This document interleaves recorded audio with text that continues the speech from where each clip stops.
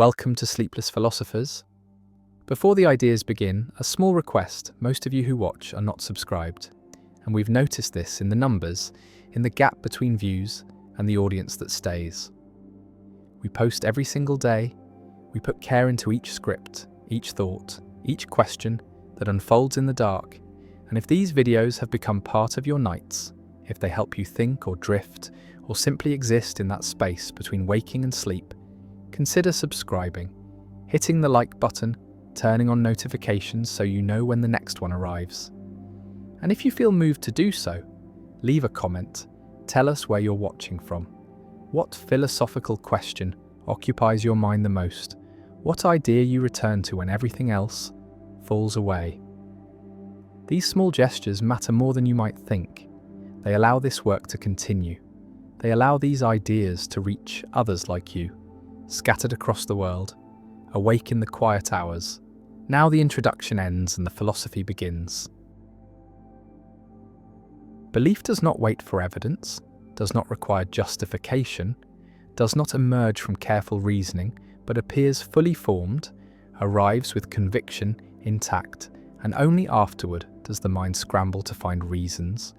to construct arguments, to build the scaffolding of rationality around a conclusion that was never reached through rationality in the first place. And this sequence is backward from what is taught, from what people believe about their own thinking,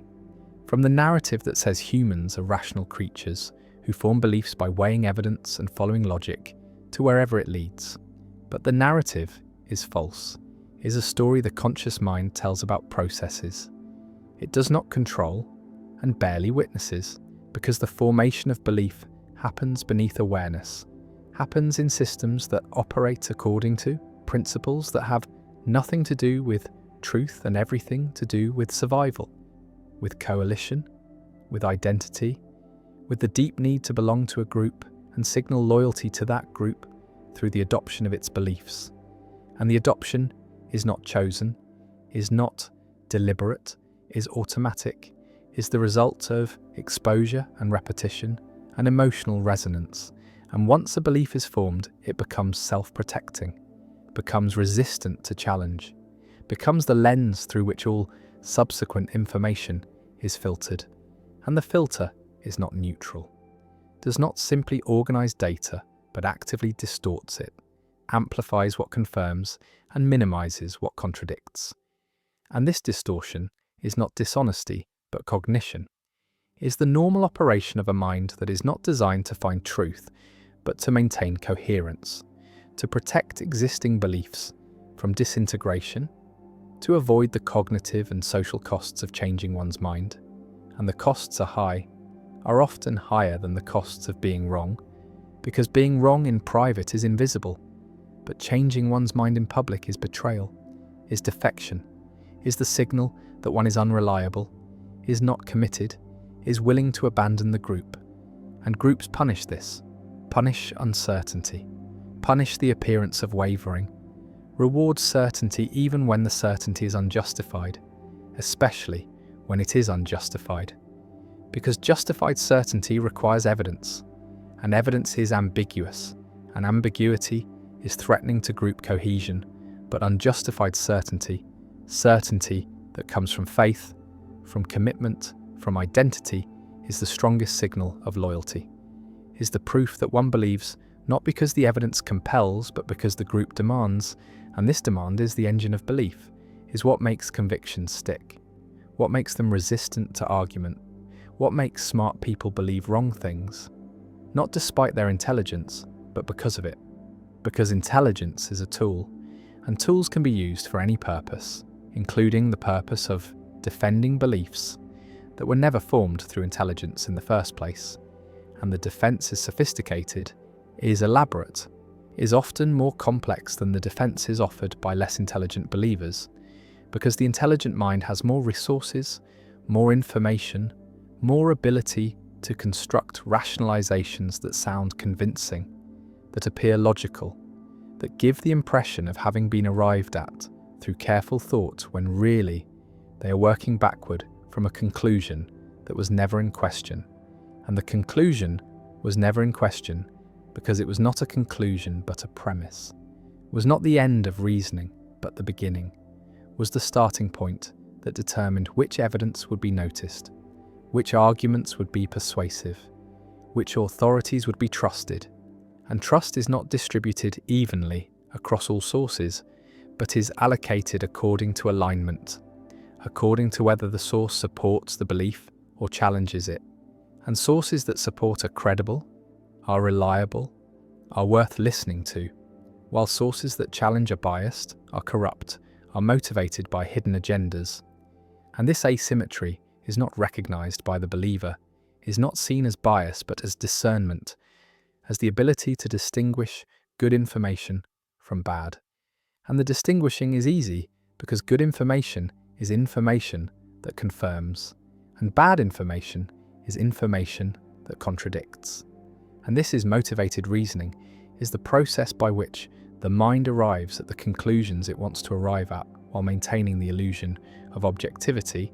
the sense that the conclusion was forced by evidence rather than selected in advance, and the illusion is convincing,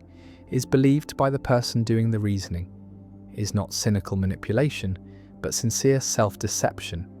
is the mind fooling itself, because being fooled is useful, is adaptive, is what allows people to hold beliefs with confidence, even when the beliefs are unsupported, and confidence is what matters socially, is what others respond to, is what makes a belief persuasive, not because it's true but because it's held strongly, and strength of conviction is mistaken for strength of evidence, is treated as signal that the believer knows something, has access to information, has done the thinking, when really the strength comes from identity, from the fact that the belief is tied to who the person is, to what group they belong to what side they are on. And sides are not chosen through reasoning, are chosen through affiliation, through accidents of birth and circumstance, through exposure to certain narratives at formative moments. And once the side is chosen, the beliefs come with it, come as package, come as the price of membership. And the price is paid gladly, because membership is worth more than truth,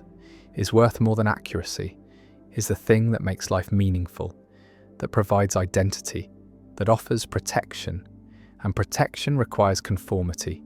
requires that everyone in the group believes the same things, or at least claims to believe them. And the claiming becomes believing through repetition, through public commitment, through the performance of belief that eventually converts into genuine conviction. And the conversion happens without awareness, happens gradually, happens through the mechanism that psychologists call cognitive dissonance reduction, where the mind alters beliefs to match behavior because behavior is harder to change, is more visible, is more socially consequential, and so the internal adjusts to match the external, and what was performed becomes believed, and what was believed becomes identity. And identity is the deepest level, is the level at which challenge feels like attack, like assault on the self, and the self defends, mobilizes resources, recruits intelligence in service of protection, and intelligence is effective, is dangerous in this role, because it can construct arguments that are superficially compelling,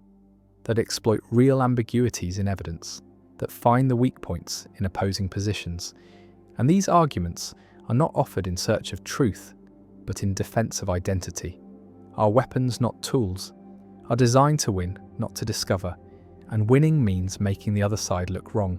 look foolish, look motivated by bias. And the accusation of bias is always available, is always applicable, because everyone is biased, everyone is motivated, everyone is reasoning from premises they did not choose and cannot justify except by appeal to other premises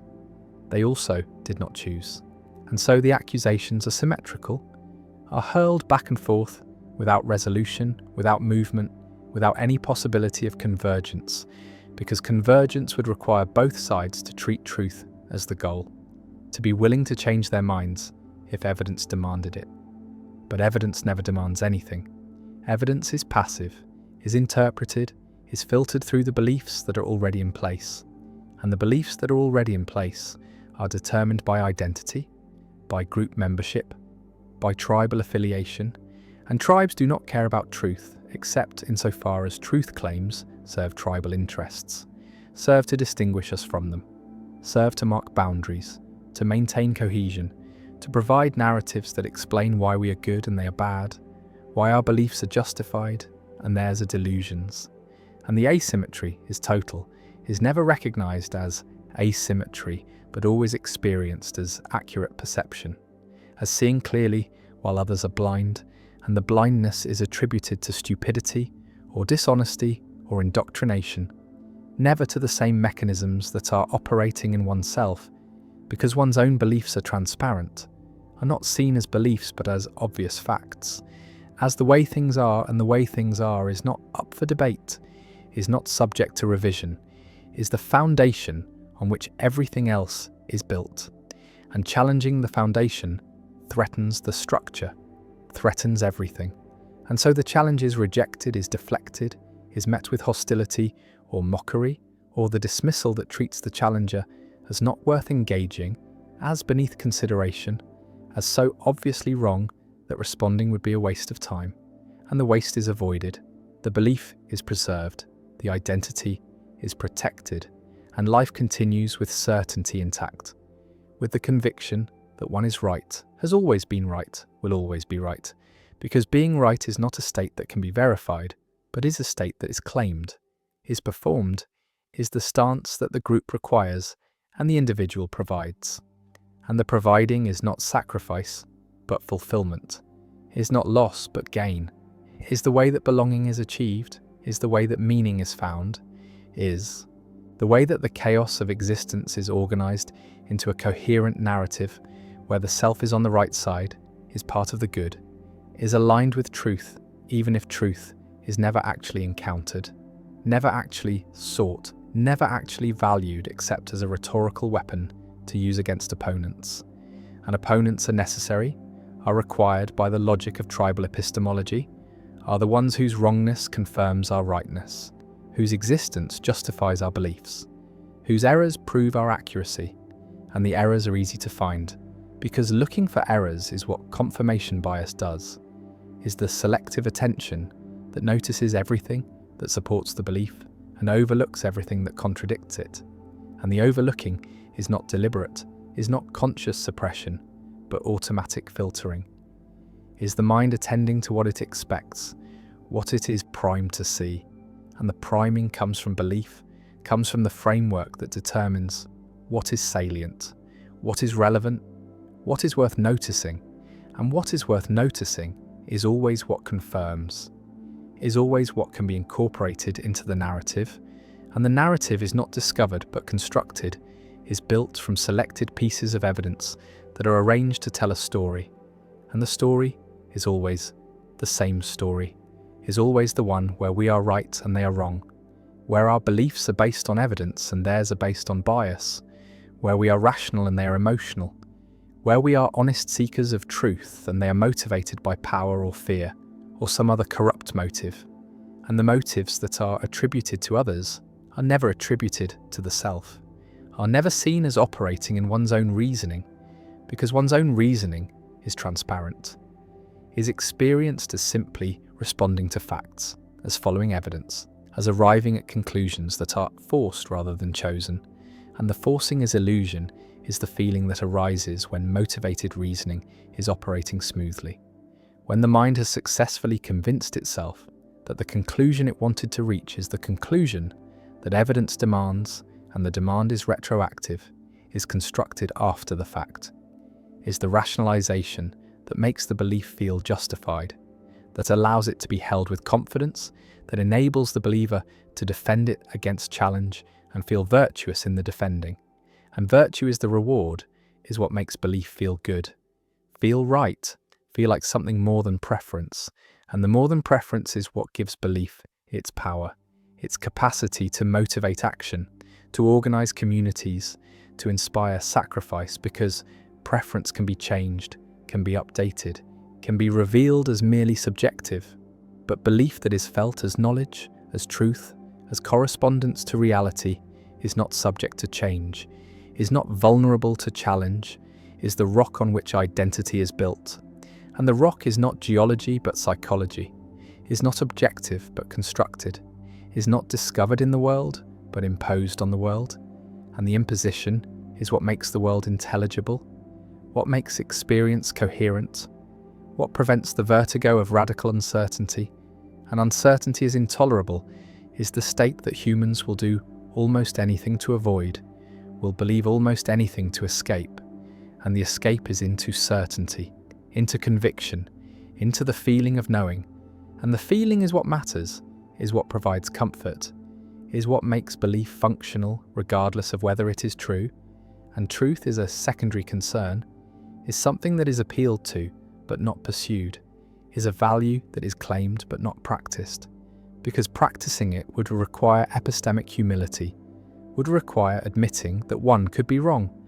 that one's beliefs could be mistaken, that the group could be misguided. And these admissions are costly, are signals of weakness, are invitations for opponents to attack. An attack is what happens when certainty is dropped, when doubt is expressed, when the fortress of belief shows cracks and the cracks are not tolerated, are repaired immediately, are filled with rationalizations and justifications, and appeals to authority. And authority is not expertise but alignment, is not knowledge but membership, is the voice of the group speaking through individuals who have internalized its beliefs so thoroughly that they cannot distinguish their own thoughts from the thoughts they were given. And the giving is not noticed, is not experienced as indoctrination, but as education, as the transmission of knowledge, as the inheritance of wisdom. And wisdom is what every group claims to possess, is the special access to truth that justifies its existence, that explains why belonging matters, why loyalty is required, why defection is unforgivable. And the unforgivable is treated with expulsion, with shunning, with the withdrawal of recognition that makes social existence possible. And the possibility of this withdrawal is what keeps believers in line, keeps them performing the beliefs, even when doubt arises, even when evidence contradicts, even when the rational part of the mind recognizes that the belief is unsupported, because the rational part is weak, is outvoted by the social part, by the emotional part, by the parts that understand that survival depends on belonging, and belonging depends on belief. And so belief is maintained, is performed, is protected against challenge, not because it is true, but because it's necessary, is the price of membership, is the cost of identity, and the cost is paid continuously, is paid in the suppression of doubt, in the dismissal of contrary evidence, in the construction of elaborate rationalizations that allow the belief to persist despite its failures, despite its contradictions, despite the mounting evidence that it is wrong, and wrong is what every belief eventually becomes, is the fate of all convictions that are held rigidly, that refuse to update, that treat themselves as final, as complete, as not subject to revision, because the world changes, because evidence accumulates, because what was plausible becomes implausible, and the implausible becomes undeniable, and the undeniable is denied anyway, is rejected through the mechanisms of motivated reasoning that are so powerful, so sophisticated, so effective at maintaining belief in the face of counter-evidence that they can preserve convictions long after those convictions have ceased to correspond to anything in reality. And the lack of correspondence does not matter, does not affect the strength of belief, does not reduce confidence, because belief is not about correspondence, is not about mapping the world accurately, is about maintaining identity, maintaining belonging, maintaining the narratives that make the group cohere. And coherence is more important than accuracy,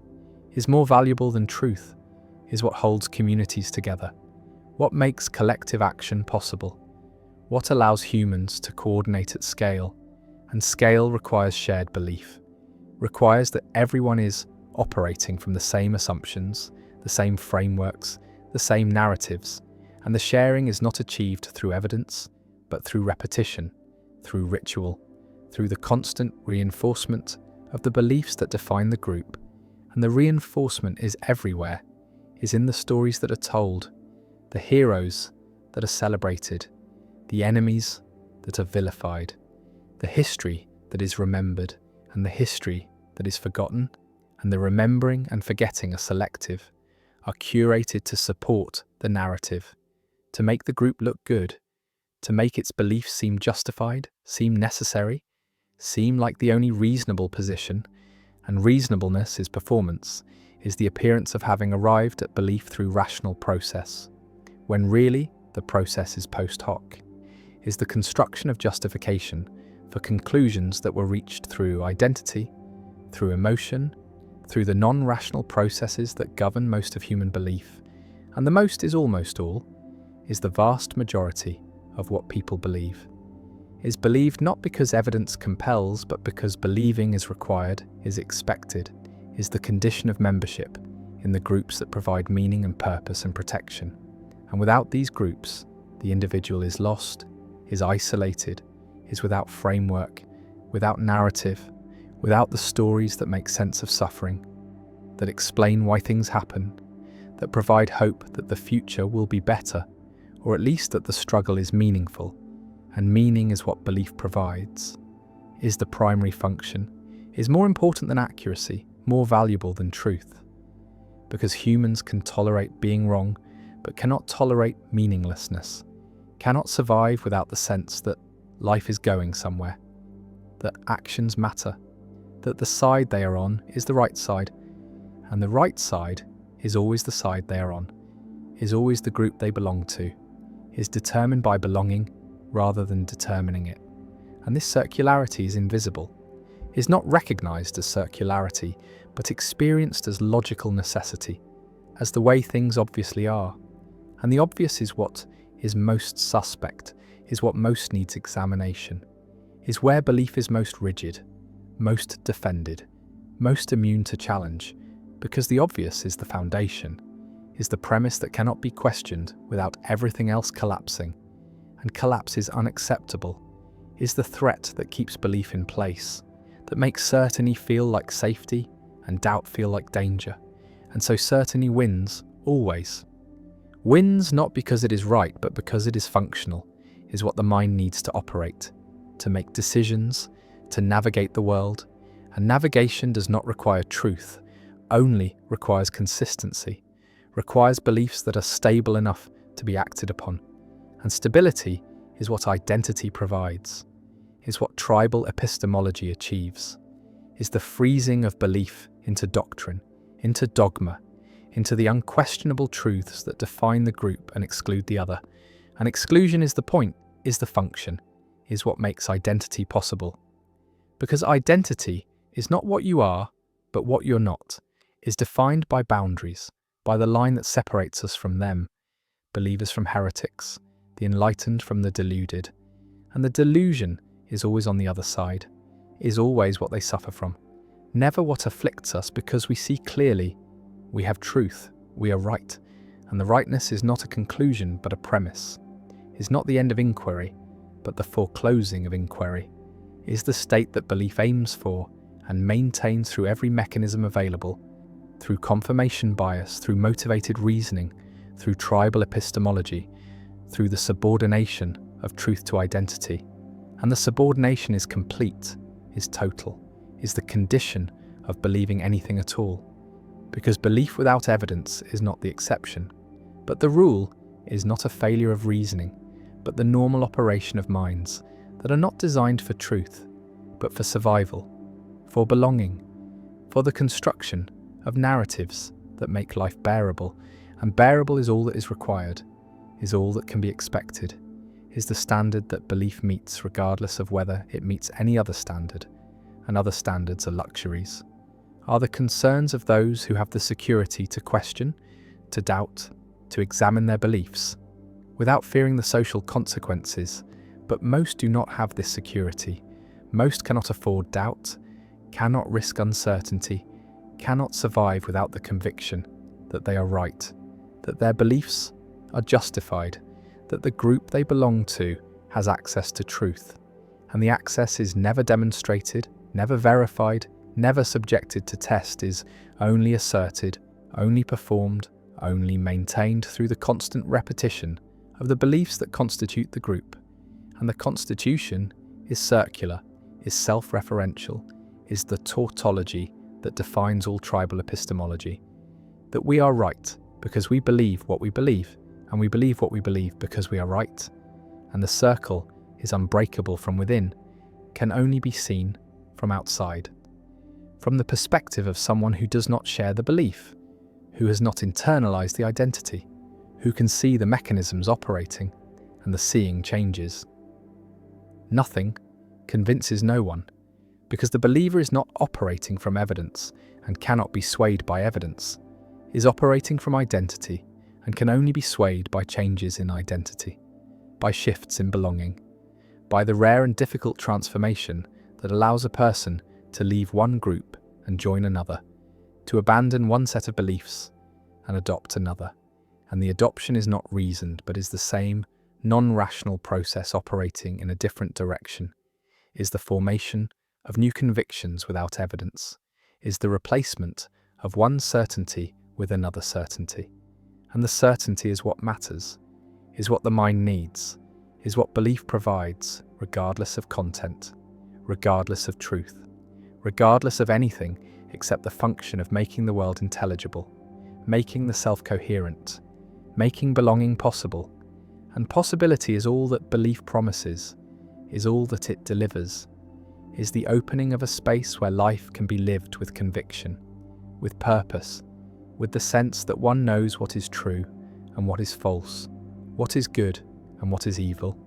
what side to be on and what side to oppose, and the opposition is necessary, is required by the structure of belief, is what makes belief matter, what gives it weight, what makes it worth defending, worth fighting for, worth holding on to, even when every rational consideration suggests it should be abandoned, because abandoning belief is abandoning identity, is abandoning belonging, is abandoning meaning, and meaning is what makes existence tolerable, is what makes life worth living. And this worth is not measured in truth, but in function, not in correspondence, but in coherence, not in accuracy, but in the capacity to organize experience into narratives that can be shared, that can be believed, that can be held, with the conviction that comes not from evidence but from faith. And faith is not the opposite of reason, but its foundation is the ground on which all reasoning occurs, is the set of premises that cannot themselves be justified but must be assumed, must be taken on faith, must be believed without evidence, because evidence requires premises, and premises require faith, and the faith is inescapable, is built into the structure of belief, is what makes belief possible, is what makes the mechanics of belief mechanical, automatic, operating below awareness, producing convictions that arrive fully formed and are only later dressed in the clothing of reason, given the appearance of having been derived from evidence when really they were derived from identity, from belonging, from the deep and desperate human need to be part of something larger, to believe something strongly, to know with certainty, even if the knowing is illusion, and the certainty is performance, and the belief is wrong. When probability contradicts intuition, there is a game show, a host, 3 doors,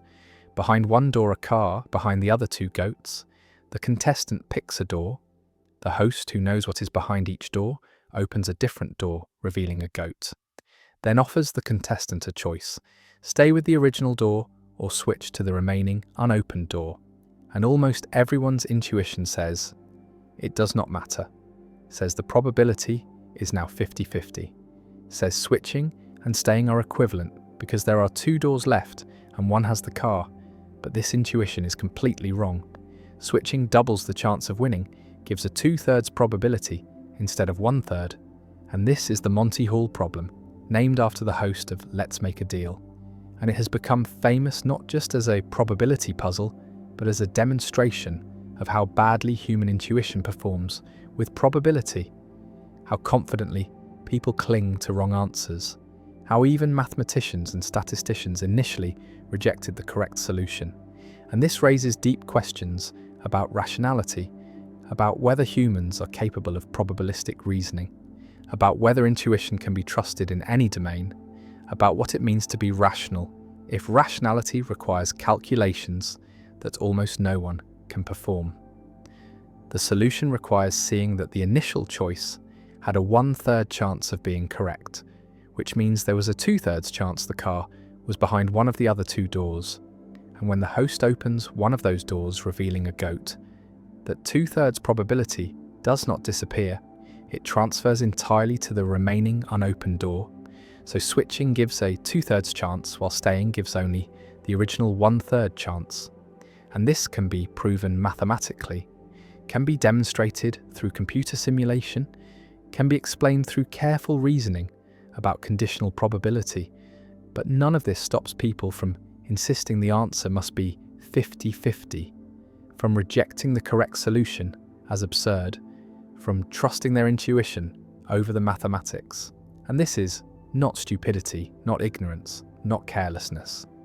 This is the way human minds naturally process probability, the way intuition works when confronted with conditional probabilities and updating in light of new evidence. And the fact that intuition gets it wrong reveals something troubling about human rationality, about the gap between how we think we reason and how we actually reason, about the possibility that many of our confident judgments about probability are as wrong as the intuition that switching does not matter. Bayesian epistemology takes probability as fundamental to rational belief, says that beliefs should be assigned degrees of confidence, that these degrees should obey the probability calculus, that they should update through Bayes' theorem when new evidence arrives. And this seems like the right way to think about belief, seems to capture how science works, how learning happens, how rational agents should respond to evidence. But the Monty Hall problem shows that humans are not natural Bayesians, do not intuitively update probabilities correctly, do not automatically apply Bayes' theorem, do not even recognize when a situation calls for probabilistic reasoning rather than simple counting. And if this is true, then Bayesian epistemology is not a description of how humans actually reason, but a normative standard that almost no one meets, an ideal that is psychologically unrealistic, a requirement for rationality that makes rationality impossible for creatures like us. Kahneman and Tversky spent decades documenting the ways human probability judgments deviate from normative standards, the base rate neglect where people ignore prior probabilities, the conjunction fallacy where people judge conjunctions more probable than their components, the availability heuristic where people estimate probability based on how easily examples come to mind. And these are not occasional errors, but systematic biases. Not mistakes that education eliminates, but deep features of human cognition that persist, even in experts, even in people who understand probability theory, even in situations where people are explicitly trying to reason correctly. And this research suggests that human minds are not built for probability, that our intuitions evolved for different problems, for quick judgments in environments where exact probabilities were unknown and unknowable, where rough heuristics that usually worked were better than precise calculations that took too long, and these heuristics still dominate our thinking, still produce judgments that feel right even when they are mathematically wrong. And the question is whether we should try to override these intuitions, should try to become more Bayesian, should train ourselves to calculate rather than intuit, or whether we should accept that humans are not and cannot be perfectly rational in the Bayesian sense, should build theories of rationality that fit how we actually think, rather than demanding we think in ways that are psychologically impossible. The reference class problem makes this even more difficult, because applying probability requires knowing what reference class to use, what group of similar cases to draw on when estimating probability, and there is often no unique right answer. Many reference classes are possible. They give different probabilities and there is no mechanical rule for choosing among them. Only judgment, only intuition, only the same kind of thinking that gets Monty Hall wrong. And this means that Even if humans could perfectly apply Bayes' theorem, even if we could update probabilities flawlessly, we would still face the problem of choosing which probabilities to start with, which reference class to use, which background assumptions to make. And these choices are not themselves governed by probability theory, are not mechanical, are not subject to the kind of rational constraint that Bayesianism promises. And this suggests that probabilistic rationality cannot be purely computational, cannot be reduced to algorithms, cannot eliminate the need for judgment that might be right or wrong in ways that transcend calculation. Subjective Bayesianism tries to handle this by saying that prior probabilities are subjective, are personal degrees of confidence that can differ between rational agents. And as long as priors satisfy the probability, axioms, and updating follows Bayes' theorem, any priors are rationally permissible, and agents with different priors will converge on the same posteriors given enough shared evidence, or so the theorem says. But this convergence can take a very long time, can require more evidence than is ever available. And in the meantime, agents with different priors will reach different conclusions, will make different predictions, will act differently, and there is no rational way to adjudicate between them. No standard that says one set of priors is better than another. No requirement beyond internal consistency, and this seems too permissive, seems to make rationality trivial, seems to allow anything as rational as long as it obeys the probability calculus. And conspiracy theorists obey the probability calculus. They just have different priors. They assign high probability to things most people assign low probability to, and they update on evidence in their own way. And by subjective Bayesian standards, they might be perfectly rational, just starting from different priors. And this cannot be right. This is not what rationality means. There must be some constraint on priors, some requirement beyond consistency, some standard that distinguishes reasonable from unreasonable starting points. But what that standard is, how to specify it, how to justify it without circularity, these questions have no clear answer. Objective Bayesianism tries to solve this by saying there are objective priors, that some probability assignments are privileged by logic or symmetry or information theory, that the principle of indifference or maximum entropy or some other principle determines what priors rationality requires. But each of these principles faces problems. The principle of indifference leads to paradoxes when applied to continuous quantities or overlapping partitions.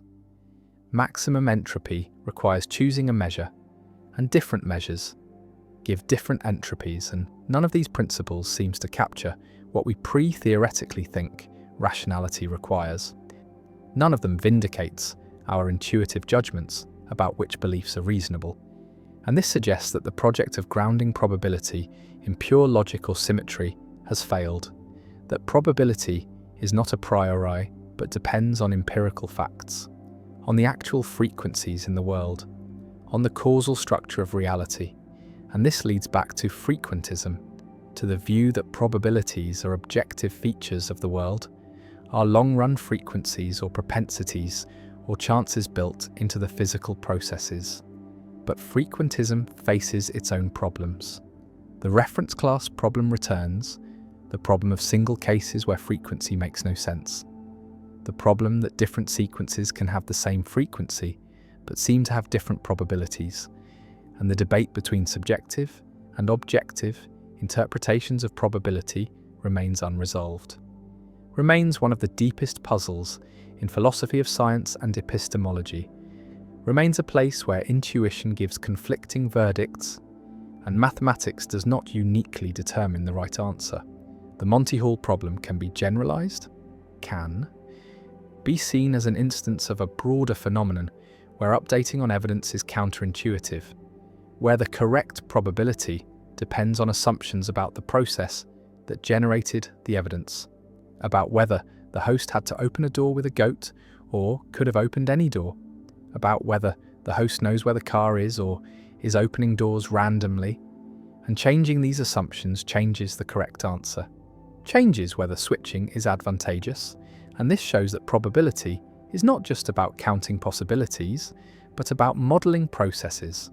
about understanding the causal structure that generates observations, about getting the model right before applying the mathematics. And humans are bad at this, bad at seeing which model applies, bad at noticing when assumptions have changed, bad at tracking the difference between probability given this model and probability given that model. And this is another way intuition fails, another place where what seems obvious is wrong, another demonstration that probabilistic reasoning is harder than it seems, harder than most people realize. The three prisoners problem is similar. Three prisoners, one will be pardoned, a guard knows who but will not tell. One prisoner asks the guard to name one of the other prisoners who will not be pardoned. The guard names one, and the prisoner reasons that his probability of pardon has increased from 1/3 to 1/2 because now there are only two prisoners in the running. But this reasoning is wrong. His probability is still 1/3. The other prisoner's probability is now 2/3. And this is the same structure as Monty Hall, the same failure of intuition, the same mistake of thinking that eliminating one possibility distributes its probability equally among the remainder,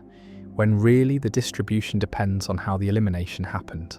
on whether it was random or constrained by knowledge. And the fact that the same mistake appears in different guises,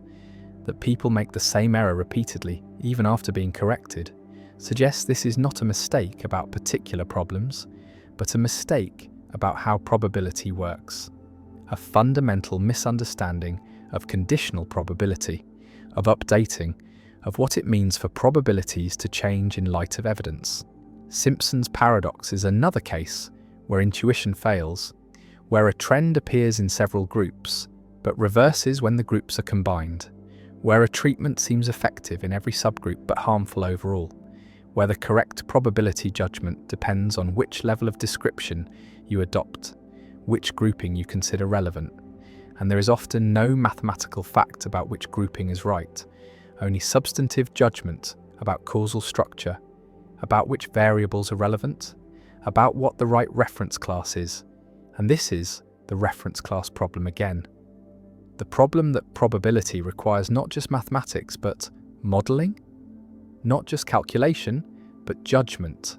And judgment can be wrong in ways that calculation cannot, can depend on intuitions that mislead,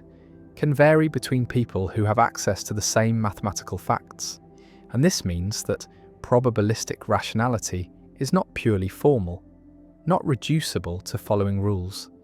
not something that could be programmed into a computer without also giving the computer the ability to model the world, to understand causal structure, to make substantive judgments about relevance and independence and which factors matter. And these abilities seem to require something like understanding, something like intelligence, something that goes beyond computation in any narrow sense. The Sleeping Beauty problem pushes this even further. Sleeping Beauty is put to sleep on Sunday. A fair coin is flipped. If heads, she is woken on Monday, and the experiment ends.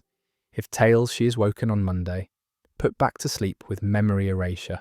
and woken again on Tuesday. And when she wakes, she knows all this, but not what day it is or how the coin landed. And she's asked what probability she should assign to heads. And one argument says 1/2 because it is a fair coin, and her evidence does not distinguish heads from tails. And another argument says 1/3 because there are 3 possible wakings: Monday heads, Monday tails, Tuesday tails, and she should be equally uncertain about which one she is experiencing. And both arguments seem compelling. Both seem to capture something right about probability, but they give different answers, and philosophers have divided into halfers and thirders, have written papers and books arguing for their position, and no consensus has emerged, no decisive argument has appeared. And this suggests that probability itself is ambiguous, that there is no fact of the matter about. What probability means in cases like this, that different probability concepts give different answers, and there is no neutral standpoint from which to say which concept is correct. And if this is true, then rationality does not uniquely determine belief. does not provide the kind of objective standard that Bayesianism promised, allows for rational disagreement even given identical evidence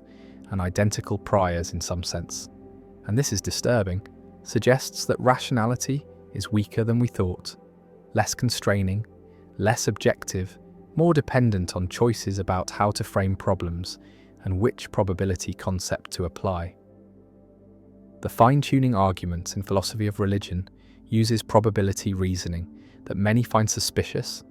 claims that the probability of a life-permitting universe is extremely low on naturalism, but not as low on theism,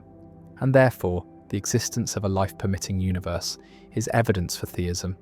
And this argument has the structure of Bayesian inference, has priors and likelihoods, and posteriors, but the probabilities involved seem impossible to specify, seem to require knowing about the space of possible universes and the probability distribution over them, and whether such probabilities even make sense. And skeptics argue that the argument trades on intuitions about probability that are as unreliable as the intuition that switching does not matter in Monty Hall, that it smuggles in assumptions through choices about reference classes, that it treats unknown probabilities as if they were 50-50 when there is no justification for this, and defenders argue that this is the only way to reason about such questions. That probability is the language of uncertainty, and if we cannot use probability, we cannot reason about unlikely events at all. And both sides seem right in some sense. Both seem to be pointing to real problems, and the debate remains unresolved because there is no agreed standard for when probability reasoning applies, for what makes a probability assignment reasonable, for how to choose reference classes in novel situations. The anthropic principle raises similar issues. The observation that we exist as observers places constraints on what we can observe. We cannot observe universes that do not permit observers, and this truism has been turned into arguments about probability, about whether observer selection effects should change our credences, about whether the fact that we are here is evidence for multiverse theories or fine-tuning or something else, and different formulations of the anthropic principle give different answers. The self-sampling assumption says you should reason as if you are a random sample from all observers. The self-indication assumption says you should favour theories that predict more observers, and these give conflicting recommendations, give different probabilities for the same observations, and there is no consensus about which is correct, no compelling argument that one captures rationality and the other does not. And this is another instance of the general problem, that probability reasoning requires background assumptions, requires choices about how to set up the problem, and these choices are not dictated by probability theory itself, are not mechanical, are not subject to the kind of objective, rational constraint that would make probabilistic epistemology a complete theory of rational belief. The possibility remains that human intuition about probability, despite being systematically wrong in many cases, is right in some deeper sense, is adapted to a different kind of rationality than mathematical probability captures, is tuned to ecological rather than abstract problems, to frequencies encountered in real environments rather than to single-case probabilities in artificial puzzles. And Gigerenzer has argued exactly this, has argued that humans are better at frequency reasoning than probability reasoning, that framing Monty Hall in terms of frequencies rather than probabilities makes the right answer intuitive, that many of the biases Kahneman and Tversky documented disappear when problems are presented in ways that match our evolutionary history.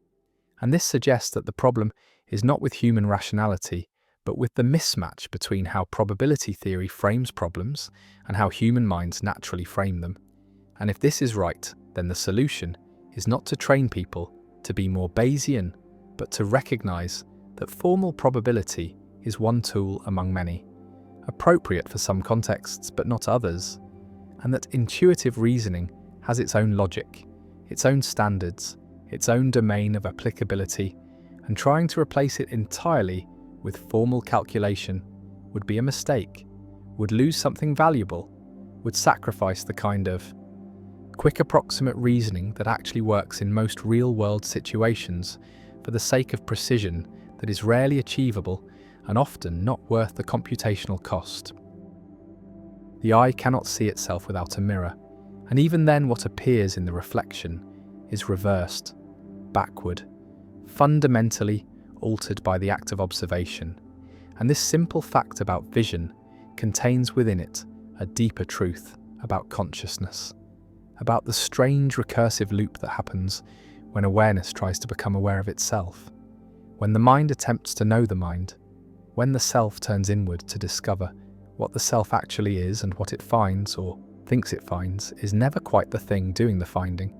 never quite the observer, but always the observed, always one step removed, always a representation rather than the thing itself. And this gap, this irreducible distance between the knower and the known, when both are supposedly the same entity, creates a problem that has troubled philosophers since humans first developed the capacity to ask who they are, a problem that might not have a solution because the very structure of self-knowledge contains a contradiction, a paradox built into the architecture of introspection that makes genuine self-understanding not just difficult, but perhaps logically impossible. The ancient Greeks carved into the temple at Delphi the command to know thyself, and Socrates spent his life insisting that the unexamined life is not worth living, that self-knowledge is the foundation of wisdom, the beginning of philosophy, the path to virtue. But Socrates also claimed to know nothing, claimed that his only wisdom was recognizing his ignorance, and perhaps these two positions are connected. Perhaps the examination of the self leads inevitably to the discovery that the self cannot be known, that the more carefully one looks inward, the more elusive the thing being sought becomes, like trying to grasp water or catch one's own shadow. And this elusiveness is not an accident, not a failure of attention or effort, but something essential to what consciousness is, something about how the mind works that makes it constitutively opaque to itself, forever mysterious, forever strange. When someone sits quietly and tries to observe their own thoughts, tries to watch the mind in action, something peculiar happens. The thoughts change. They become different thoughts, self-conscious thoughts, thoughts about thinking, and the original spontaneous flow of mental activity that was supposed to be observed has already been altered by the act of observation, has been replaced by a different kind of mental activity, the activity of observing. And this is the observer effect in consciousness, borrowed from quantum physics, where the act of measurement changes what is being measured, where particles behave differently when watched. And though the analogy is imperfect, though consciousness is not exactly like quantum systems, there is something similar happening, something about awareness that transforms its object, that cannot leave things as they are. And this means that introspection is never neutral, never a clear window onto the mind, but always an intervention, always a distortion. And what is seen in introspection is not the mind as it normally operates, but the mind as it operates when being observed, which is a different mind, a mind in a different state, performing a different function. The psychologist Timothy Wilson calls this the introspection illusion, the false belief that people have direct access to their mental processes, that they can simply look inward and discover why they feel what they feel, why they believe what they believe, why they did what they did. But decades of research in cognitive psychology show that introspection is unreliable, that people confidently report reasons for their behavior that are simply wrong, that they confabulate explanations without realizing they are confabulating, that the mind generates plausible sounding stories about itself, but these stories are not reports from the inside, are not transcripts of actual mental processes, but rather are post hoc rationalizations, narratives constructed after the fact to make sense of actions that were caused by processes the conscious mind never had access to in the first place. In one famous experiment, researchers showed people photographs and asked them to choose which face they found more attractive, and after the choice was made, the The researchers used sleight of hand to swap the photographs, showing people the face they did not choose and asking them to explain why they chose it. And the majority of people did not notice the switch, did not realize they were explaining a choice they never made, and they generated detailed explanations, talked about the eyes, the smile, the overall impression, completely convinced they were reporting genuine introspective insights, when in fact they were making up reasons, on the spot, confabulating freely. And this was not lying, was not intentional deception, because the people genuinely believed their own explanations, genuinely felt they were accurately describing their mental processes. But they were not, they were creating a story. And this is what introspection often is, not discovery, but creation, not observation, but fabrication. And the frightening part is that it feels identical from the inside. There is no phenomenological difference between genuine self-knowledge and convincing self-deception. No way to tell, just by introspecting, whether the reasons being accessed are real or invented, whether the self-understanding being achieved is accurate or illusory. The philosopher Gilbert Ryle argued against what he called the ghost in the machine, against the Cartesian idea that there is an inner mental theatre where a homunculus, a little person inside the head, watches experiences unfold on a screen. And Ryle pointed out that this model leads to infinite regress, because if there is a homunculus watching the screen, then what is watching the homunculus? What is aware of the awareness? And this question repeats indefinitely, creating an infinite stack of observers, which is absurd, which suggests the model is wrong, that consciousness is not structured like a theatre with an audience, that there is no central viewing point, no little self inside observing the big self. But if this is true, if there is no homunculus, then what is introspection? What is happening when it feels like the self is observing itself? And the answer might be that nothing is being observed, that introspection is a kind of cognitive illusion, a trick the brain plays, a way of accessing some information about its own state, but mistaking this limited, partial access for complete transparency, for total self-knowledge, when really most of what the brain does is hidden, is unconscious, is inaccessible to the part that thinks it is doing the knowing. Freud built an entire therapeutic method on the premise that the self is largely unknown to itself, that beneath the conscious mind lies the unconscious, vast and dark and full of repressed desires, traumatic memories, primitive drives, and that the work of psychoanalysis is to make the unconscious conscious, to bring into awareness what has been hidden, to achieve insight. And for Freud, insight was curative. Knowing why you're anxious or depressed or behaving strangely would dissolve the symptom, would free you from the tyranny of forces you did not understand. But the history of psychoanalysis is also a history of people discovering things about themselves that they do not recognize, that feel foreign, that seem like they must belong to someone else. And the analyst says, "This is you. This desire, this rage, this fear." And the patient says, "No, that is not me. I do not feel that way." And the analyst says, "You are resisting. You are defending against the truth." And maybe the analyst is right. Maybe resistance is real. But maybe also the patient is right. Maybe what the analyst is finding through interpretation is not the hidden self, but another construct, another story, not more true than the patient's own story, just differently structured. And the question becomes, whose interpretation counts as knowledge? Who gets to say what the self really is when the self being analysed does not recognise itself in the analysis? Carl Rogers, the humanistic psychologist, took a different approach, argued that the therapist should not interpret, should not claim to know the client better than the client knows themselves, but should rather create conditions where the client can explore their own experience, can come to their own understanding. And Rogers believed that people have an innate capacity for self-awareness, that given the right environment of empathy and unconditional, positive regard, the true self would emerge. But even Rogers noticed something strange. Noticed that people in therapy often encountered aspects of themselves that surprised them, that contradicted their self-concept, that felt like meeting a stranger. And sometimes this stranger was more real than the familiar self. Sometimes the person they thought they were turned out to be a performance, a mask, a role they had been playing for so long they forgot it was a role.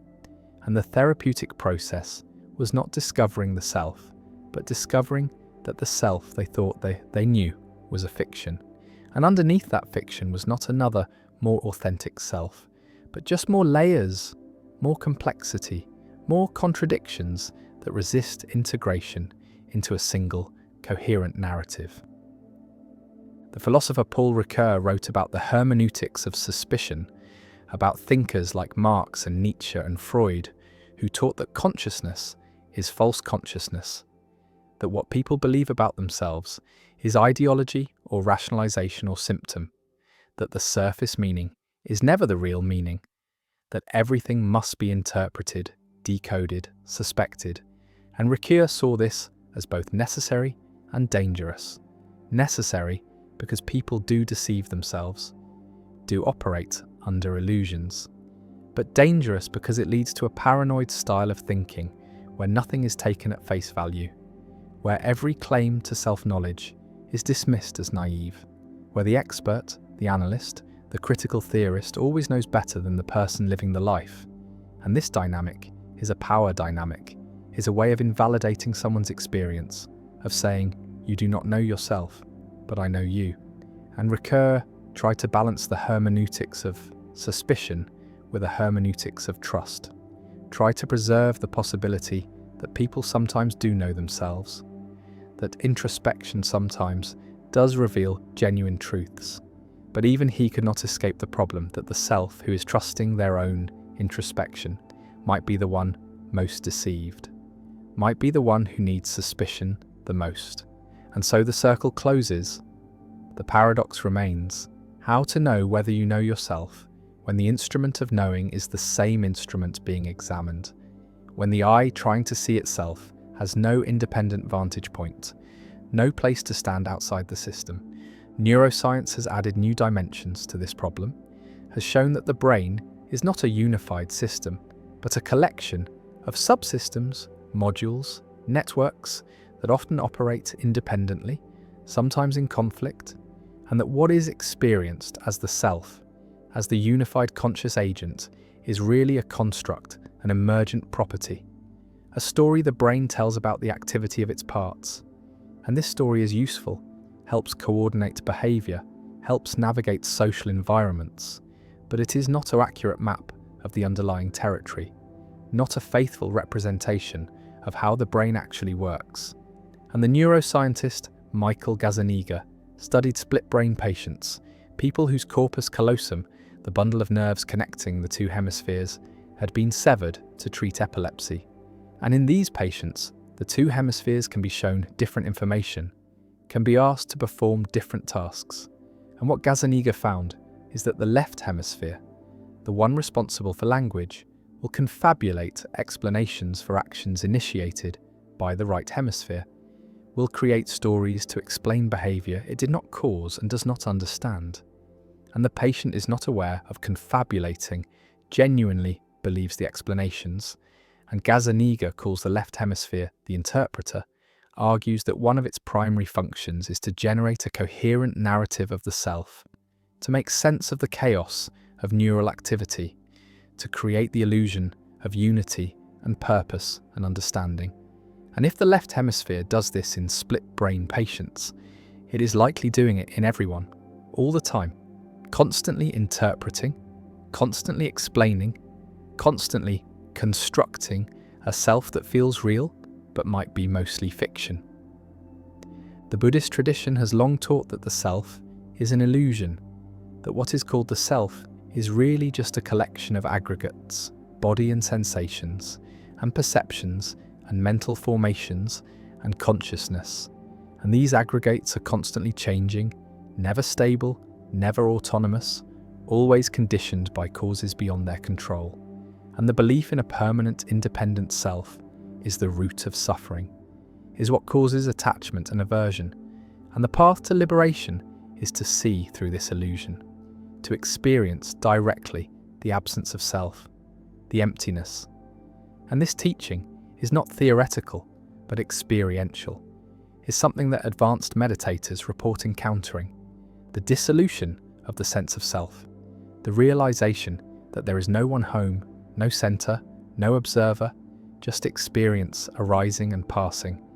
And Western scientists studying meditation have found that certain practices do alter brain activity in regions associated with self-reference, do reduce the default mode network that activates when people are thinking about themselves. And some meditators describe this as liberating, as a relief, as finally seeing clearly, but others find it terrifying,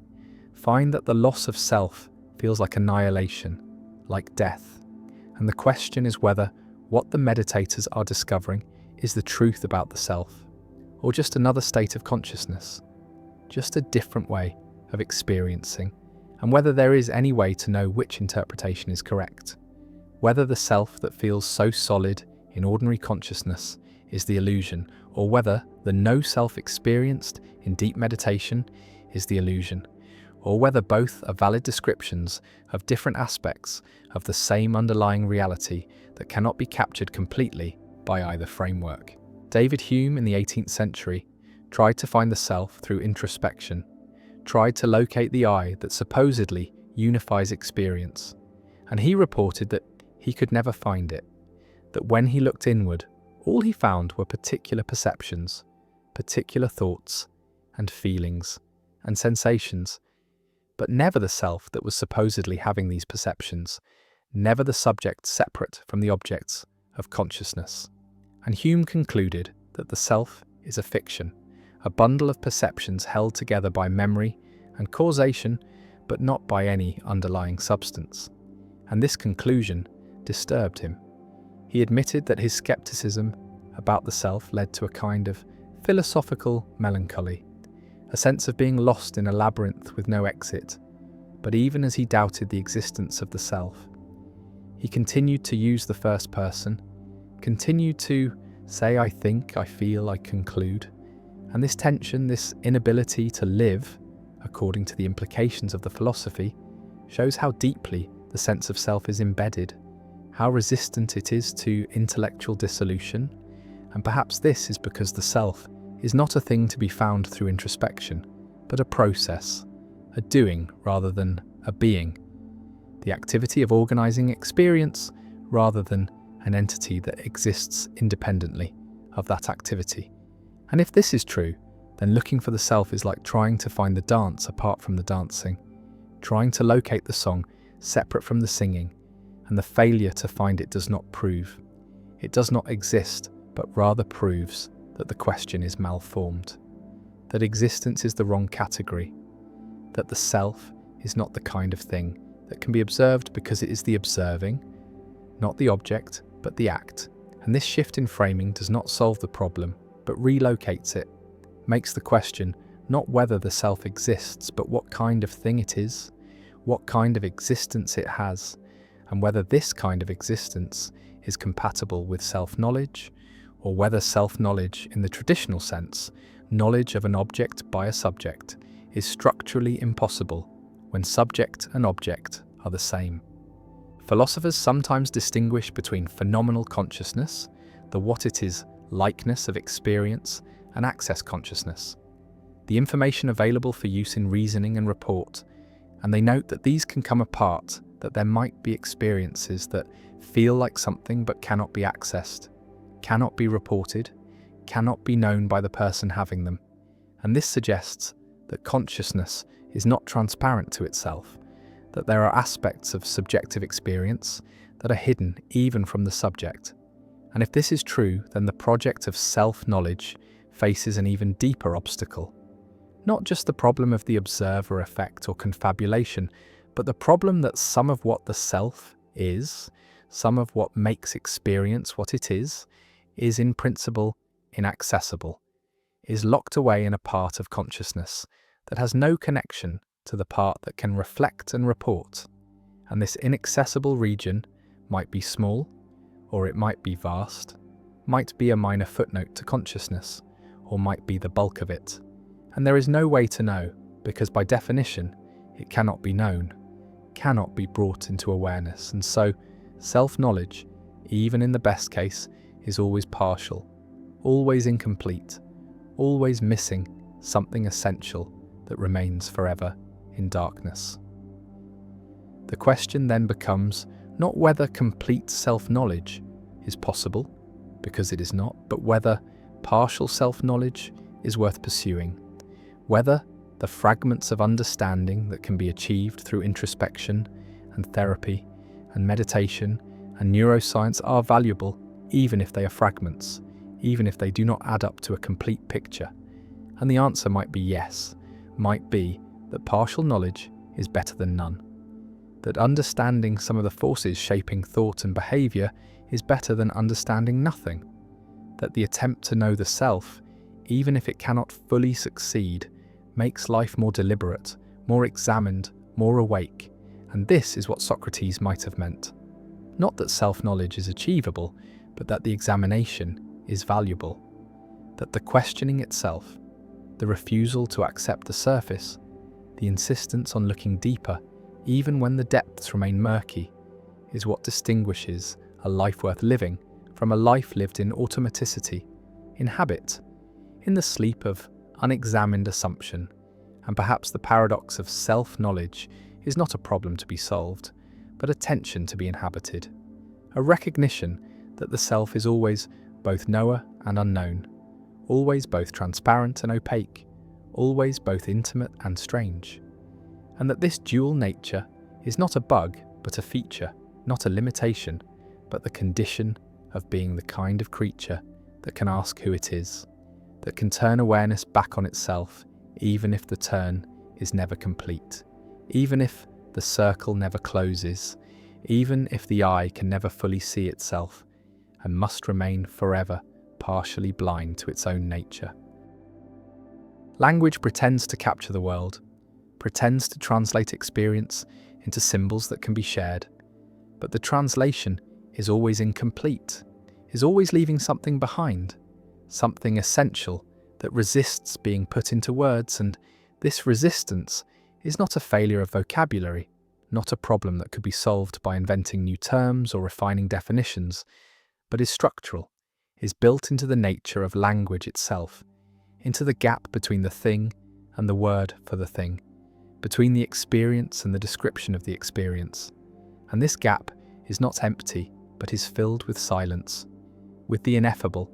with everything that can be shown but not said, felt but not expressed, known but not communicated. And the knowing that cannot be communicated is most of what matters, is the substance of experience, is the raw sensation of being alive, of being conscious, of existing as this particular point of awareness at this particular moment. And no arrangement of words can convey this, can make someone else feel what is felt, can bridge the gap between one consciousness and another, because words are public, are shared, are defined by use and convention, while experience is private, is immediate, is defined by the perspective from which it arises, and perspectives cannot be shared, can only be described, and description is always external, is always at a remove, is always pointing towards something rather than presenting it. And the pointing is all that language can do, is the limit of what symbols can achieve. And the limit is reached quickly, is encountered as soon as one tries to say what anything is really like, what it feels like from the inside, what quality it has that makes it this experience rather than that experience. And the thisness cannot be said, can only be shown, can only be gestured toward, and the gesture is not the thing, is not a substitute, is only an indication that there is something there, something beyond the words, something in the silence beneath language. And the silence is not absence, but presence, is not the lack of sound, but the space where meaning lives before it is forced into form, before it is compressed into sentences, before it is reduced to the linearity of speech. And speech is linear, is one word after another, is sequential, is bound by time. While experience is simultaneous, is layered, is happening all at once in ways that cannot be captured by the march of syllables, and the march misses the music, misses the texture, misses the way that experience is not composed of discrete elements that can be named separately, but is a continuous flow that is divided by language into artificial units. And the units are useful, are necessary for communication, for thought, for the organization of experience into manageable pieces. But the organization is a lie, is a convenience, is the imposition of structure onto something that has no structure, or has a structure so complex, so multidimensional, that it cannot be mapped onto the one-dimensional track of language. And the track is narrow, is constraining, is forcing everything to line up, to follow rules, to fit into grammar. And grammar is a cage, is a set of requirements that limit what can be said, how it can be said, what relationships can be expressed. And the relationships in experience are not grammatical, are not subject-verb-object, are not causal in the simple sense that language demands, are more like music, more like the way that notes relate to each other, not through logic, but through resonance, through harmony, through the ineffable rightness of certain combinations. And rightness is not a property that can be defined, can only be recognized, can only be felt. And the feeling is what language cannot capture, is what remains in the silence, is what is lost when experience is translated into words, and the loss is total, is not a matter of degree but of kind, because words and experience are different types of things, are operating in different domains, and the attempt to convert one into the other is like trying to describe colour to someone who has never seen, and the description can list properties, can talk about wavelength and frequency, can use metaphors, can compare it to other experiences, but none of this conveys what colour is, what it is like to see red, and the like is the problem,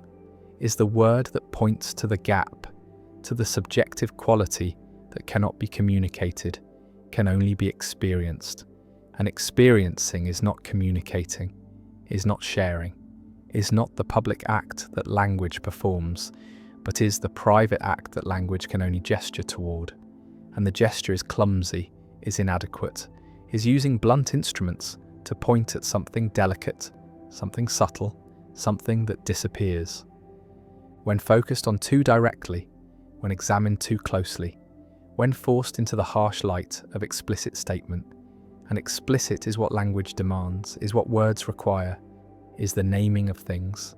the drawing of boundaries, the making of distinctions, and distinctions are violence, are cuts, are the separation of what is continuous into discrete parts, and the parts are not the whole. Cannot be reassembled into the whole, because the relationships between parts are not the same as the parts themselves. And language can name the parts, but cannot capture the relationships, except through more words, more parts. And the regress is infinite, is never arriving at the thing itself, is always operating at a remove, in the space of representation,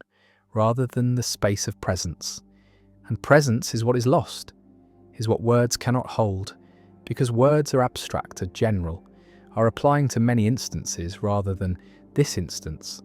this particular moment, this unique occurrence that has never happened before and will never happen again. And the never again is what makes experience precious, is what gives it weight, is what makes the silence beneath language so full, so rich, so irreducibly important, because the silence is where the particular lives, where the unrepeatable exists, where the singular moment is happening. And language can only speak in universals, in categories, in types, and types are not tokens, are not the actual things, but the classes that actual things are sorted into. And the sorting is useful, but is also destructive, is losing the individuality, the specificity, the exact quality that makes this thing what it is. And what it is cannot be said, can only be pointed to. And the pointing is metaphor, is analogy, is the attempt to convey the unknown through the known, the ineffable through the effable, and the attempt always fails, is always inadequate because the known is not the unknown. the metaphor is not the thing, is only similar, only resembling, only sharing some properties while lacking others, and the lacking is what matters, is what makes the difference, is what remains unsaid in the space between the metaphor and the meaning. And the space is where poetry lives, where art lives, where music lives, because these are the forms that acknowledge the failure of literal language, that work in the silence, that use words or sounds or images not to say, but to show, not to define, but to evoke, not to capture, but to suggest. And suggestion is not statement, is not the bold claim that this is what it is, but is the tentative offering that maybe it is something like this. Maybe if you attend to this pattern, this rhythm, this arrangement, you will feel something similar to what I felt. And the feeling is the goal, is what art aims for, is the communication not of information, but of experience. And the communication is never complete, is never total, is always leaving room for interpretation, for the receiver to bring their own experience, their own associations, their own silence to fill in what the words or notes or images cannot say. And the cannot say is most of it, is the majority of what is being communicated, is happening in the spaces between words, in the pauses between notes, in the negative space around the image. And these spaces are not empty, but are full, are where meaning accumulates, where resonance happens, where the ineffable makes itself felt without ever being named. And naming is the death of the ineffable, is the attempt to drag it into language, to make it explicit, to pin it down, and the pinning kills it, turns it into something else, something smaller, something manageable, but also something false. Because the ineffable is not manageable, is not controllable, is not subject to the will, is only encountered, only experienced, only allowed to happen. And the allowing is what silence does, is what the spaces between words permit, is the acknowledgement that there is more than can be said, that language is not everything, that meaning exists in the pre-linguistic, in the non-verbal, in the realm that infants inhabit before they learn to speak. And learning to speak is learning to lose something, is gaining the ability to communicate, but losing the directness of experience, the unmediated encounter with the world. And the mediation is what language provides, is what symbols do. They stand between the self and the world, between experience and consciousness. And the standing between is interpretation, is the conversion of raw sensation into meaningful categories. And the categories are necessary for thought, for memory, for the organization of experience into narratives. But they are also barriers, are obstacles, are preventing direct contact with what is actually happening. And what is actually happening is ineffable, is beyond language, is in the realm of pure qualia, of raw feeling, of the what it is like that resists all attempts to be captured in words. And the resistance is not stubbornness, but impossibility, is not a challenge to be overcome, but a limit to be accepted. And accepting the limit is what Wittgenstein meant when he said that what can be shown cannot be said, that there are truths that can only be displayed, only demonstrated, only lived. And the living is the showing, is the way that meaning manifests in action,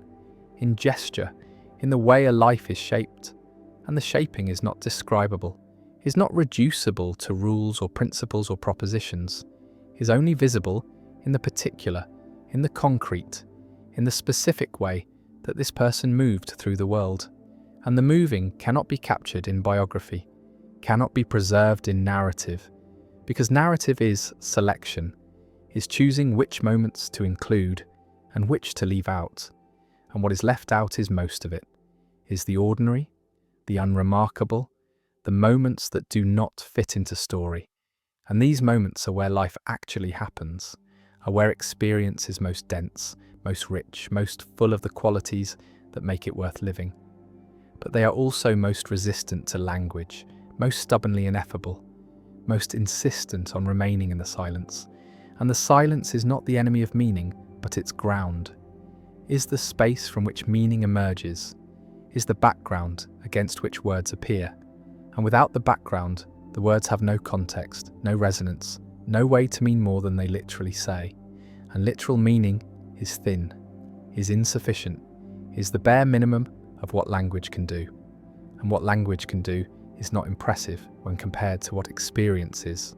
When measured against the fullness of consciousness, against the complexity of a single moment of awareness, which contains more information, more nuance, more texture than could be expressed in a lifetime of speech, and the lifetime would not be enough, would never catch up, would always be lagging behind the present moment, describing what has passed rather than what is passing. And the passing is too quick, is too fluid, is too continuous to be caught in the discrete net of words. And the net has holes, has gaps, has spaces through which most of experience escapes, and the escaping is not loss but necessity, is not failure, but the acknowledgement that language is a tool, is an instrument, is good for certain purposes, but not for all purposes, and the purposes it is not good for include the most important ones. Include the communication of what it feels like to be alive, to be conscious,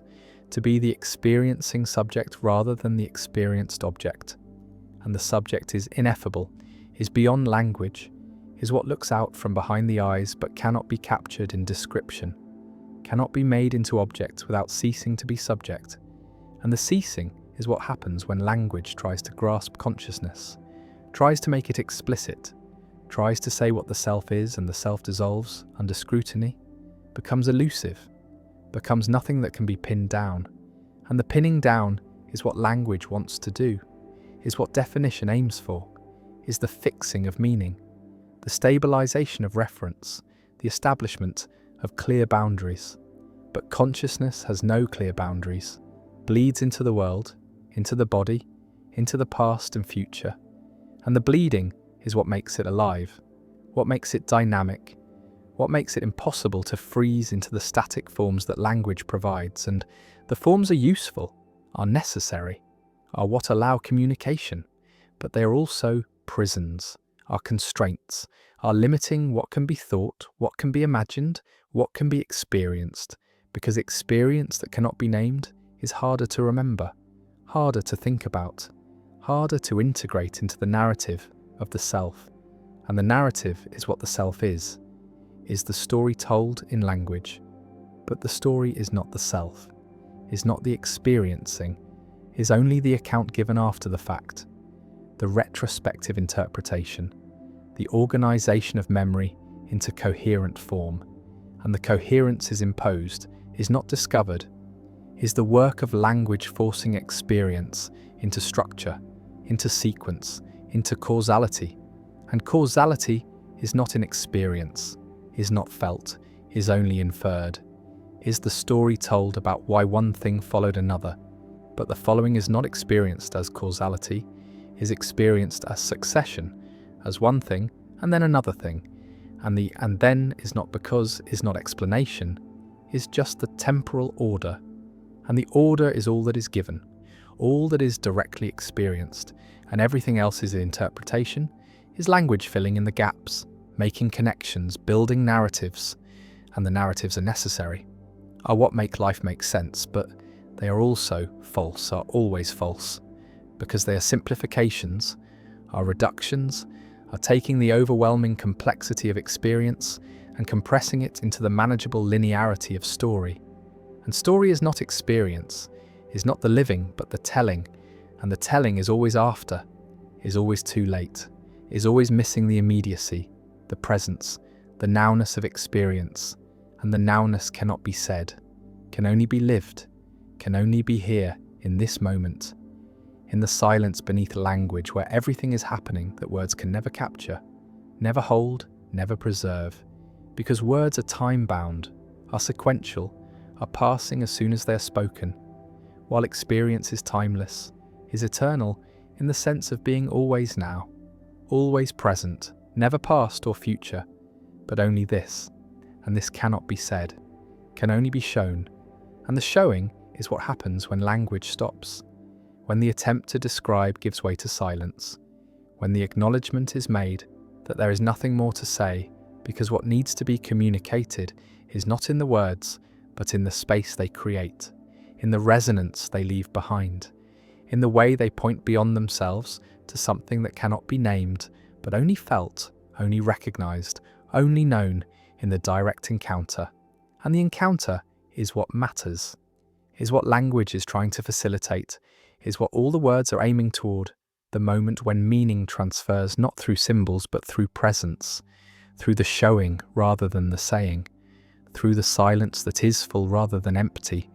through the space beneath language where experience lives and words cannot reach. And the not reaching is not failure, but is the nature of things, is the way that consciousness and language exist in different domains, operate on different principles, serve different purposes, and the purposes do not align, do not overlap except at the edges. And the edges are where poetry happens, where music happens, where art happens. In the borderland between the sayable and the unsayable, between the explicit and the implicit, between the word and the silence. And the silence is not the opposite of language, but its foundation, is the ground from which words emerge and to which they return, is the space that holds everything that cannot be said but only shown, only felt, only known in the living. And the living is what happens here, in this moment, in the silence beneath language where meaning is not constructed but is simply present, is simply here, is simply this. And this is all there is, all there ever was, all there ever will be. And it cannot be said, can never be said, will never be said, because it is not the kind of thing that words can hold, is not reducible to symbols, is not translatable into the public language of communication, is only available in the private silence of experience. And the experience is incommunicable, is irreducibly private, is locked inside the perspective from which it arises. And the locking is not a problem, but a fact, is not something to be overcome, but something to be accepted. And accepting it is what allows language to be used without expecting too much from it, without demanding that it do what it cannot do, which is to say, everything, to capture everything, to make everything explicit, because everything cannot be made explicit, can only be shown. And the showing is what happens in the silence, in the spaces between words, in the pauses that are not empty but full, full of everything that language leaves behind, everything that resists being said, everything that remains ineffable. And the ineffable is not a lack but a richness, is not what is missing but what is present, is the substance of experience that words can only point toward, can only gesture at, can only acknowledge without capturing. And the acknowledgement is enough, is all that can be asked, is the recognition that there is more, always more than can be said, more than can be thought, more than can be communicated. And the more is in the silence, is beneath language, is where meaning lives when it is not being forced into form, when it is not being compressed into sentences, when it is allowed to simply be, to exist without explanation, without definition, without the violence of naming. And the violence is what language does, is what words require, is the cutting up of experience into pieces. And the pieces are not the whole, cannot be the whole, because the whole is continuous, is undivided, is the seamless flow of consciousness that cannot be broken without being destroyed. And the destruction is what language performs, is the necessary sacrifice that communication demands, is the price of being able to share anything at all, but the sharing is always partial, is always leaving the most important part behind, leaving it in the silence where it belongs, where it is safe from the distortions of language, where it remains ineffable, unnameable, unsayable. And the unsayable is everything that matters, is everything that makes life worth living, is everything that cannot be communicated but only lived. And the living is what happens in the silence, in the space beneath language, in the moments when words stop and presence begins. And the beginning is what language can never capture, because it is always arriving after, always describing what has already happened, what has already passed, what is already gone. And the gone is where language lives, in the past, in the memory, in the reconstruction, while experience lives in the present, in the now, in the immediate. and the immediate is ineffable, is beyond words, is in the silence, and the silence is full, is rich, is the ground of everything, is what holds all meaning before it is spoken, all truth before it is said, all experience before it is described, and the before is where it is most real, most alive, most itself, and language can never reach it, can only point toward it, can only acknowledge that there is something there, something in the silence beneath language, something that can be shown but never said, and the showing is all there is all that matters, is the only way that meaning can be transmitted, not through words but through the presence that words evoke, not through saying but through the silence that saying creates, and the creation is what language is for, is what words are doing when they're used well, creating space for the ineffable, making room for the silence, acknowledging the limits, accepting that what cannot be said is more important than what can. And what can be said is only the frame, only the pointer, only the gesture toward what lies beneath, what lives in the silence, what remains forever beyond the reach of words. Consciousness might be a mistake, might be an accident, might be the unintended byproduct of neural complexity that serves no adaptive function and creates only suffering, only the awareness of suffering, only the recursive loop where the organism not only experiences pain, but knows that it is experiencing pain and anticipates future pain and remembers past pain and constructs narratives about why the pain is happening and what it means and whether it will ever end. And this layering, this meta-awareness, this capacity to be aware of being aware might be serving no purpose, might be adding nothing to survival except the burden of knowing, the weight of consciousness that makes existence heavier than it needs to be. Because a philosophical zombie, a creature that behaves exactly like a conscious being but has no inner experience, no subjective awareness, no what it is like, would survive just as well, would reproduce just as effectively, would navigate the world just as successfully, but would do so without suffering, without the felt quality of pain,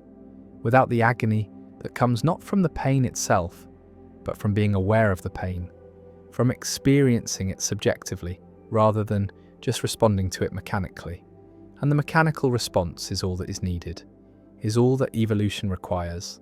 is the behavior that increases fitness, and fitness does not require consciousness, does not need awareness,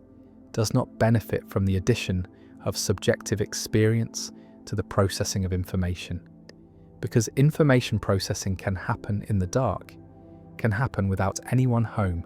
can happen in systems that are as complex as needed, without ever generating the feeling of what it is like to be that system. And the feeling is the problem, is the accident, is the thing that might have no function, might be epiphenomenal, might be floating above the causal machinery without affecting it, without contributing to it, just observing, just witnessing, just being aware of what the brain is doing without having any power to change it.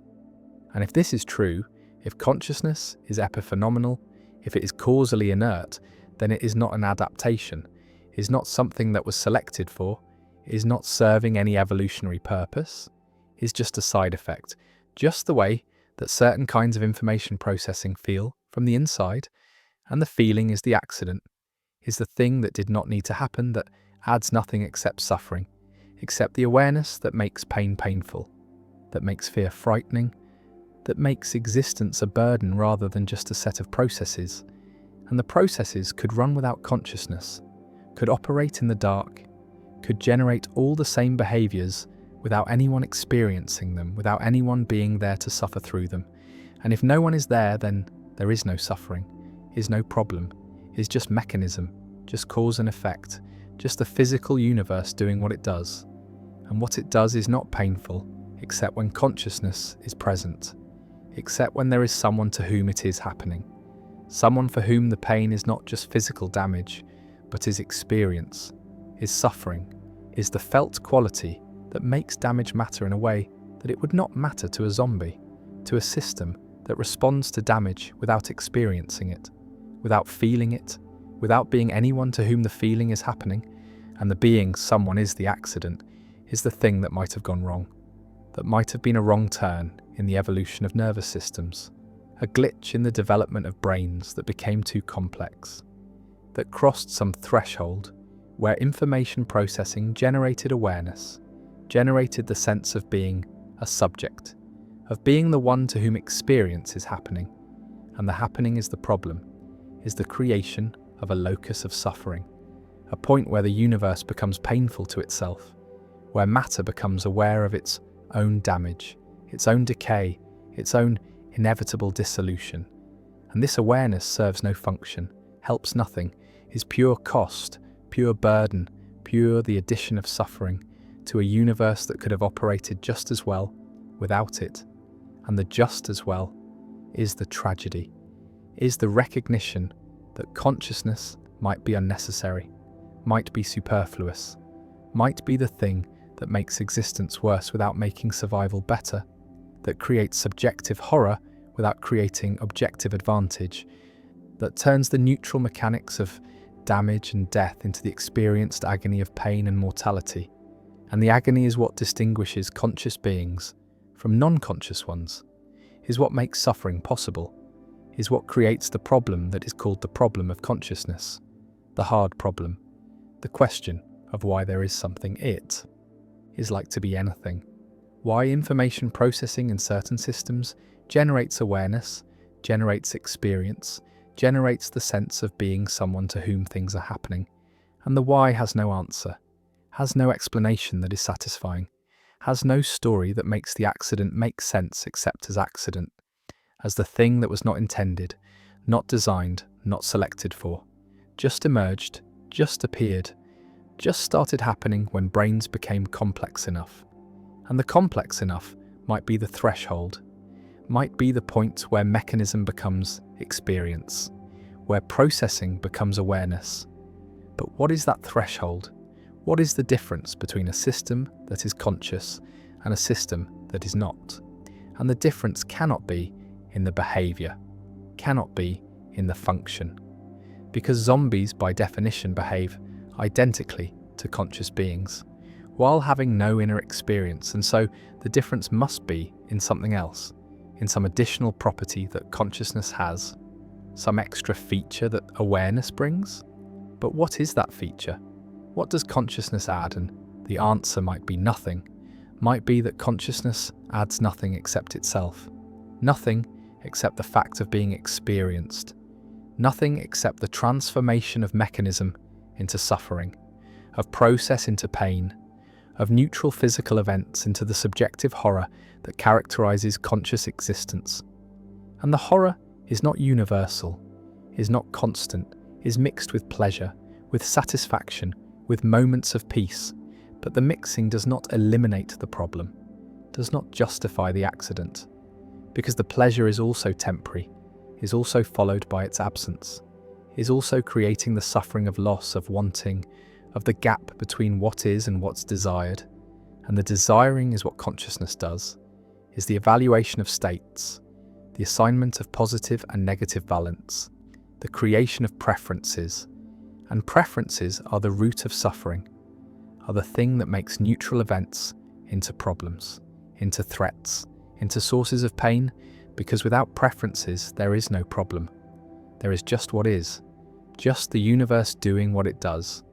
And what it does is neither good nor bad, is just process, just change,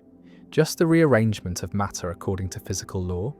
And the law is indifferent, is not caring, is not aware, is not conscious. And if consciousness had not appeared, if the accident had not happened, then the universe would still be indifferent, would still be doing what it does, but there would be no one to suffer from it, no one to care, no one to experience the indifference as painful, as hostile, as threatening. And the threatening is projection, is the imposition of consciousness onto the universe, the reading of intention into mechanism, the creation of meaning, where there is only causation, and the causation is enough, is all that is needed, is the explanation that requires no consciousness, no awareness, no experience, just the physical facts, just the matter interacting, just the fields fluctuating, and these processes could run forever without generating suffering, without creating pain, without producing the awareness that makes existence feel like something, and the feeling like something is the accident, is the thing that went wrong, is the emergence of subjectivity in a universe that does not need it, that does not benefit from it, that is made worse by it, because worse requires consciousness, requires someone to whom things can be worse, and without that someone there is no worse, there is no better, there is just what is, and what is neutral, is neither good nor bad, is just the physical universe doing what physical universes do, and doing it in the dark, without awareness, without anyone watching, without anyone experiencing it. And the experiencing is the mistake, is the accident, is the thing that creates suffering without creating any compensating benefit. Because the benefits that consciousness seems to provide, the ability to plan, to reason, to communicate, to cooperate, can all be done by zombies,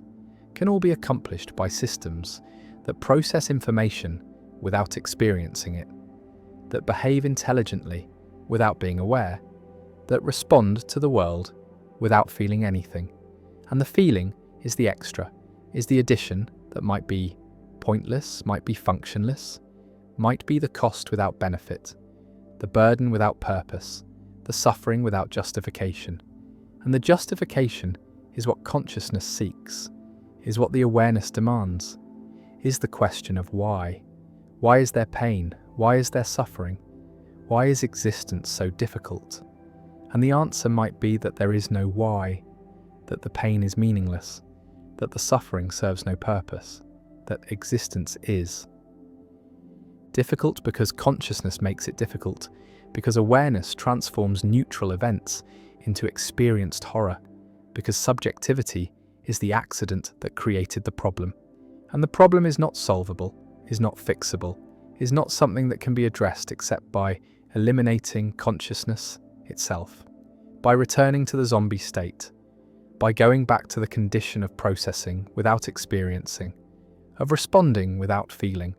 of existing without being aware of existing. And the existing without awareness is what rocks do, is what atoms do, is what most of the universe does. And the most of the universe is not suffering, is not in pain, is not experiencing anything at all, is just being, just existing, just occupying space and time without anyone being there to experience the occupation. And the rocks are not happy, are not feeling peace, are not in any state that could be called positive, but they are also not suffering, are not in pain, are not experiencing anything negative, are not experiencing anything at all. And the not experiencing might be better than experiencing, might be the preferable state, might be what consciousness should envy rather than what it should pity, because the rocks have no problems, have no suffering, have no awareness that makes existence difficult, and existence is not difficult for them, is not anything for them, is just what they are, just the configuration of atoms that happens to be shaped like a rock. And the shaping is not experienced, is not felt, is not creating any inner life, any subjectivity, any sense of being a rock. And the sense of being is what consciousness is the thing that makes existence feel like something. And the feeling might be the problem, might be the thing that should not have happened, that was not necessary, that serves no function except to create suffering, to make damage painful, to make existence burdensome. And the burden is carried by every conscious being, is the weight of awareness, the cost of subjectivity, the price of being someone to whom things happen. And the happening is neutral at the physical level, is just cause and effect, just mechanism. But at the conscious level, it is experienced, is felt, is transformed into suffering or pleasure, or some mixture of both. And the mixture is what characterizes conscious life, is the oscillation between states, the pursuit of positive states and the avoidance of negative states. And the pursuit and avoidance are exhausting, are never-ending, are the cycle that consciousness is trapped in, is condemned to because it cannot help but evaluate, cannot help but prefer, cannot help but want things to be different than they are. And the wanting is the suffering, is what the Buddha recognized, is what the first noble truth teaches, that consciousness and suffering are inseparable, are two sides of the same coin, are the inevitable pairing that emerges when awareness appears, when subjectivity emerges, when there is someone to whom the universe is happening, and the happening is the problem, is the thing that creates suffering, is the accident that consciousness is, and the accident might not have needed to happen, might have been avoidable, might have been a wrong turn that evolution took, a path that led to a dead end, to a state that creates more cost than benefit, more suffering than advantage, more burden than any possible evolutionary payoff could justify, because the payoff is measured in survival and reproduction, is measured in fitness, and fitness does not require consciousness, does not need awareness, does not benefit from the addition of suffering to the equation, and so the suffering is gratuitous, is unnecessary, is the cost of an accident that serves no purpose, and the purposeless is what makes consciousness tragic, is what makes existence absurd, is what suggests that awareness is not feature but bug, not adaptation but malfunction, not the pinnacle of evolution, but its mistake, its wrong turn, its creation of something that should not exist, that adds nothing except the capacity to suffer. And the capacity is realized, is actualized, is filling the universe with pain that would not exist without consciousness. That is created by consciousness. That is the direct result of awareness emerging in a universe that does not need it, does not want it, does not benefit from it,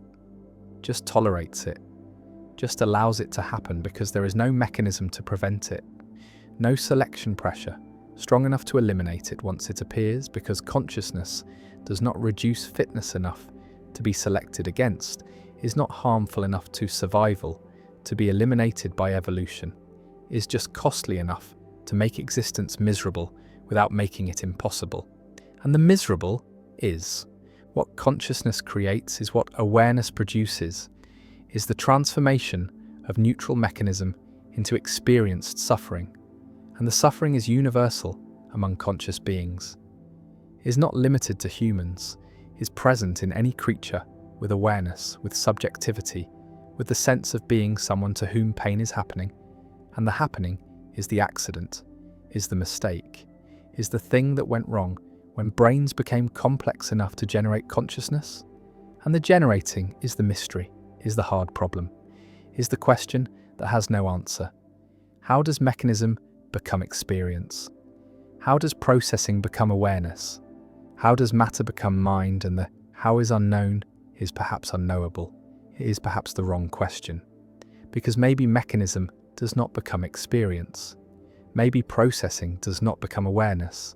Maybe consciousness is not produced by brains but is something else, something additional, something that exists alongside the physical without being reducible to it.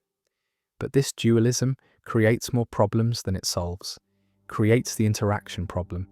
creates the question of how consciousness could affect behavior if it is not physical, how awareness could matter if it is not part of the causal chain.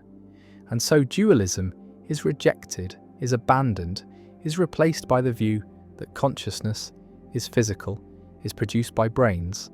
is the result of neural activity. But this physicalism does not explain, does not solve the hard problem, does not show how neurons firing could generate experience, could create the felt quality of pain, could produce the sense of being someone. And the production remains mysterious, remains unexplained, remains the accident that has no mechanism, no process, no explanation for why it happens. And the why it happens might have no answer, might be that it just does, might be that consciousness is what certain kinds of information processing feel like from the inside, and the from the inside is the addition, is the thing that might be pointless, might be epiphenomenal, might be floating above the mechanism without affecting it, just experiencing what is happening without having any power to change what is happening. And if this is true, then consciousness is truly an accident, is truly pointless, is truly the cost without benefit, the burden without function, the suffering without purpose. And the purpose is what consciousness seeks, is what awareness demands, is what makes the accident unbearable. Because consciousness does not just suffer, it also asks why, it also seeks meaning, it also demands justification. And the justification is not there, is not available, is not possible if consciousness is accident, if awareness is mistake, if subjectivity is the thing that went wrong, the bug in the system, the malfunction that creates suffering without creating anything else, without adding anything except the capacity to be aware of the suffering, to experience it subjectively, to be someone to whom the pain is happening, and the someone is the accident, is the emergence of subjectivity, is the appearance of the sense of being a self. And the self might be illusion, might be construct, might be the way that certain information processing patterns feel from the inside. But even if the self is illusion, the suffering is real, is felt, is experienced, is the undeniable fact of consciousness that there is something it is like to be this, to be here, to be aware. And the awareness is the problem, is the mistake, is the accident that creates suffering. And the suffering might be the only thing that consciousness does, the only function it serves, the only result it produces is the transformation of mechanism into misery, of process into pain, of the neutral universe into the experienced horror, of being aware, of being conscious, of being someone to whom things happen. And the happening is the accident, is the mistake, is the thing that should not have been, that was not necessary, that serves no purpose except to create the suffering that characterizes conscious existence. And the existence might be worse than non-existence, might be worse than the zombie state, might be worse than being a rock, because the rock does not suffer, does not experience, does not have any problems, and problems require consciousness, require awareness, require someone to whom things can be problems. And without that someone, there are no problems. There is just what is, just the universe being universe, just matter doing what matter does. And what it does is not painful, except to consciousness, except to awareness, except to the accident that should not have happened, that creates only suffering, that adds only burden, that produces only the sense that existence is too much, is too heavy, is too painful. And the painful is what consciousness makes it, is what awareness creates, is what the accident produces. And the production might have been avoidable, might have been preventable, might have been the wrong turn that evolution took, the mistake that created consciousness, created awareness, created the suffering that fills the universe wherever consciousness appears, wherever awareness emerges, wherever the accident happens. And the accident keeps happening, keeps producing new conscious beings, new centers of suffering, new locations where the universe becomes painful to itself. And the becoming is the tragedy, is the ongoing mistake, is the continuous accident that creates suffering without purpose, awareness without function, consciousness without benefit. And the without benefit is what makes it accident, is what makes it mistake, is what suggests that consciousness is not the pinnacle of evolution, but its error, its malfunction, its creation of something that should not exist, that serves no purpose, that adds nothing except suffering. And the suffering is enough, is sufficient, is the complete description of what consciousness does, is the total function it serves, is the only thing it produces, is the transformation of a universe that could have been neutral, that could have been just mechanism, that could have been just process, into a universe that is painful, that is experienced, that is conscious. And consciousness might be the worst thing that ever happened, might be the mistake that should never have been made, might be the accident that creates all the suffering in the universe. And the universe without consciousness would not be worse, would not be better, would just be different, would just be what it is without anyone experiencing it, without anyone suffering from it, without anyone being aware that it exists. And the awareness is the problem, is the accident, is the mistake, is the thing that makes existence heavy, makes life difficult, makes consciousness the burden that every aware being carries, the weight of subjectivity, the cost of being someone, the price of the accident that is awareness. And the awareness might be the only truly terrible thing, the only thing that creates genuine suffering, the only thing that transforms neutral mechanism into experienced horror. And the horror is what consciousness is what awareness produces, is what the accident creates. And the creating continues, will continue, as long as consciousness persists, as long as awareness emerges, as long as the accident keeps happening, keeps producing new suffering, new pain, new examples of why consciousness might be mistake, might be bug, might be the thing that went wrong. And the going wrong is irreversible, is permanent, is the condition of being conscious, of being aware, of being the accident that experiences itself, that knows itself, that suffers from the knowledge that it might be pointless, might be functionless, might be the mistake that creates all suffering, all pain, all the burden of being conscious, and consciousness might wish it had never happened, might prefer non-existence to existence, might envy the rocks, the zombies, the universe before awareness, before the accident, before consciousness emerged and created suffering where there had been only mechanism, only process, only the neutral operations of a universe that did not need consciousness, did not want consciousness, did not benefit from consciousness, but got consciousness anyway,